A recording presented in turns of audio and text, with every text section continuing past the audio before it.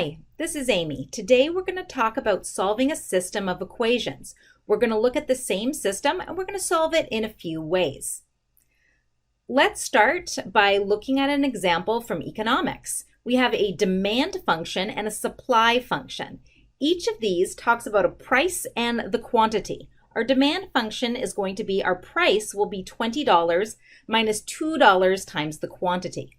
Our supply function is going to be $2 plus $4 times the quantity. Here we have a function and P is price and Q is quantity. We could graph this out any way we want, but what I'm going to do is do what we do in math. We're going to let P be the Y or vertical axis, Y or P. And here I've put everything in terms of dollars. So let's go ahead and label that price. Q is the quantity and also what we would call X in mathematics. So these are just two different ways of saying the same thing. I'm going to write quantity over here. I've gone ahead and made myself some nicely labeled axes, and I've used dollar signs on the price. I like to always include those units to remind myself that I'm talking about money, a monetary amount. Let's start by graphing our functions. Both of these are what we call linear functions, which is they look like a line.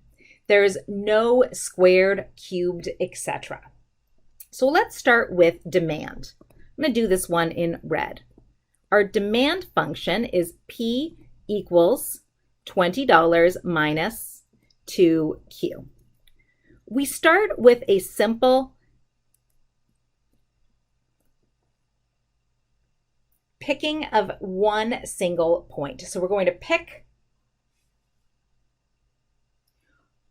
we are going to pick 2 points and then draw a line between them because a line is defined by 2 points. I always like to choose 0 because it's going to be the easiest arithmetic to do.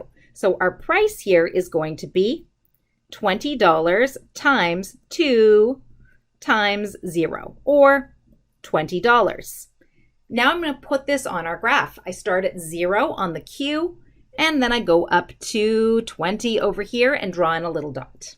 Okay, now let's try another one. Any value of Q is going to give us the right answer. I like to choose something that's nice and round and I can graph easily. 10 is usually easy to do arithmetic on. So now I'm going to have $20 minus 2 times 10. Well, that's 20 minus 20, and that, as I suspected, gives us $0. That's going to be easy for me to graph. I go over to 10, and I go to 0, and I draw a dot here. For demand, all I have to do is draw a line between them. I'm going to do this with my handy ruler tool, but if you're doing this on a computer, you may have graphing software that's more sophisticated than a ruler and pencil. Now let's do the same thing for the supply function.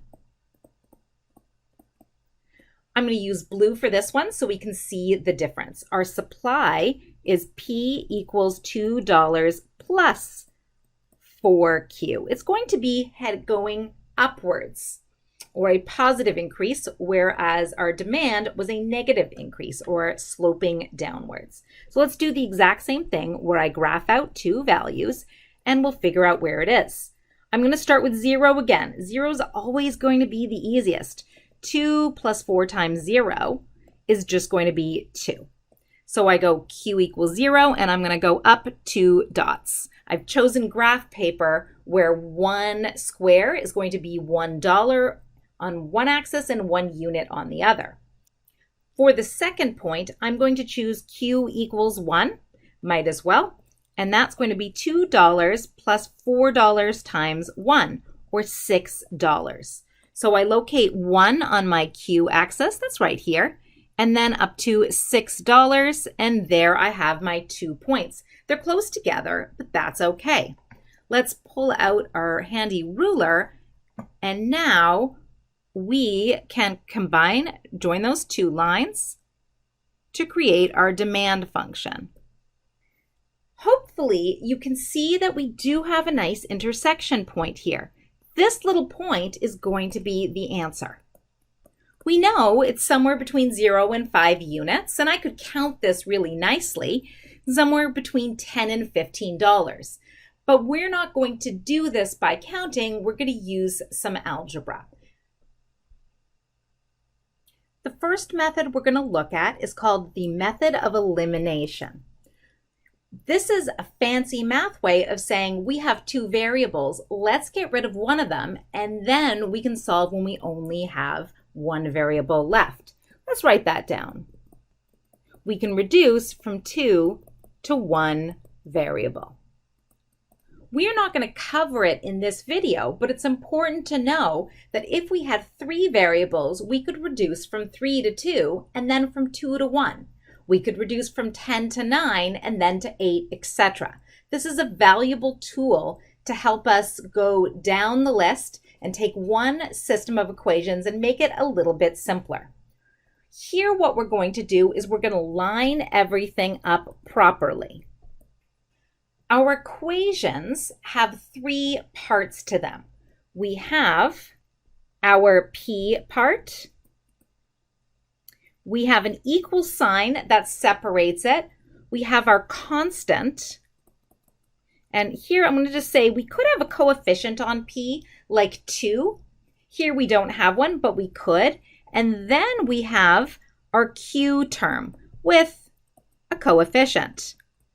Coefficient is just a word for the number that's next to Q, like 2 or 4.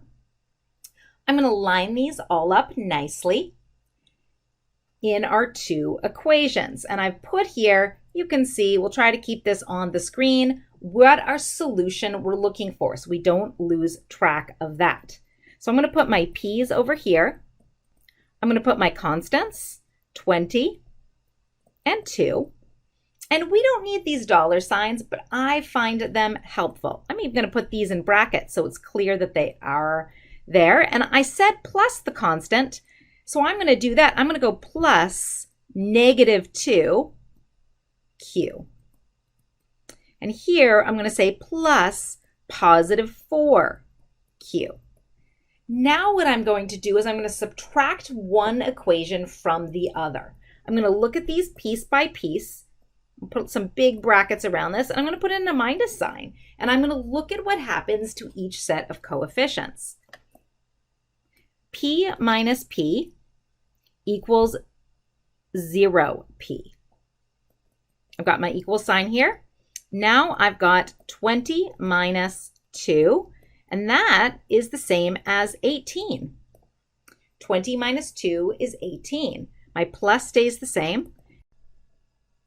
On this side, I'm going to have -2 minus 4 because I'm subtracting that $4. That's going to give me -6.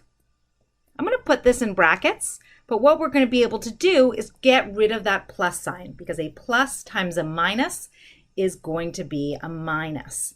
So here, and let's make sure we put in that Q coefficient.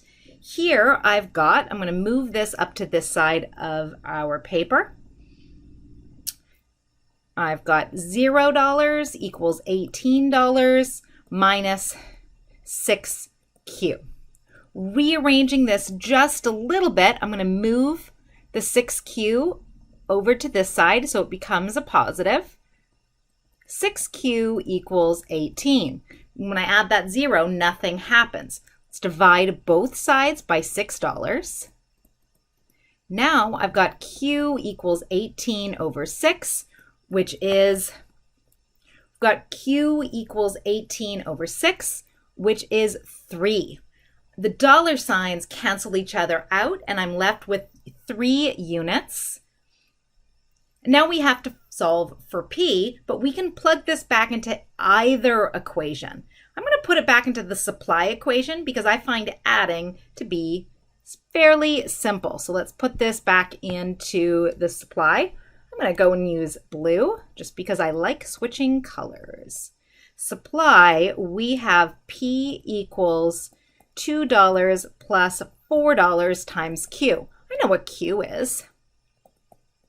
$2 plus $4 times 3, or 12 plus 2 equals $14. Looking at the solution over here, that does look like it could be Q equals 3 and P equals 14. It doesn't look exactly like that because graphing with a pencil and a ruler is not precise. Solving via arithmetic is precise. So now we have the solution to our equation. Right now, we're going to pause for a second to test our solution. And what I'm going to do is take both equations and sub in what we have. So our demand equation was P equals 20 minus 2Q. I'm going to sub in Q equals 3 and make sure that this makes sense. So 20 minus 2 times 3, well, that's 6. 20 minus 6 is $14. $14 is what we got here. If we end up with something that isn't the same, this is a really great chance to go back and check your work. Chances are you made an arithmetic mistake, and now I can check it at this stage before I move on. Now what we're going to do is solve this system of equations again, but with a different method. This is the method of substitution, and it can be very effective and easy to use. The key idea is we are going to isolate one variable in one equation. So I'm going to use some different numbers. I might have, if my numbers are my letters are X and Y, I might end up X equals ... So 4 plus 2Y means X is isolated. This is really effective when we look at supply and demand because we've already done all the hard work. We have P equals. That means we have a nice isolated variable. So let's take our demand function, and it is P equals 20 minus 2Q. I'm going to put this into where the P is in the second equation, or supply. So P equals 2 plus 4Q. Well, I'm going to stick that in there, and I end up with 20 minus 2Q equals 2 plus 4Q. This is now only an equation that only has one variable. And that's what we want. We're always trying to reduce the number of variables to make it a little bit easier. When we have lots and lots of variables, we keep on doing this until we have one, and then we can just solve for it. To solve this equation, we're going to group like things. I'm going to put all the Q's on one side and all the P's on the other. So negative 2Q over here. I'm going to move over this 4 over here. And now I'm going to keep my 2, and I'm going to subtract that 20. Continuing on with this, we end up with negative 6Q equals 2 minus 20 is negative 18. Everything is negative, so what I can do is just multiply both sides by a negative and end up with 6Q equals 18. Now all I have to do is divide both sides by that 6, which might be familiar from what we did before, and now I have Q equals 3, which is what we were looking at before. I'm just going to put this down a little so we can see Q equals 3. Now what we do is we go back to our original and we solve for P. So what we started with was here, so P equals 20 minus 2Q. Q is 3. P equals 20 minus $2 times 3 units tells us the price when we have 3 units is going to be 20 minus 6 or $14.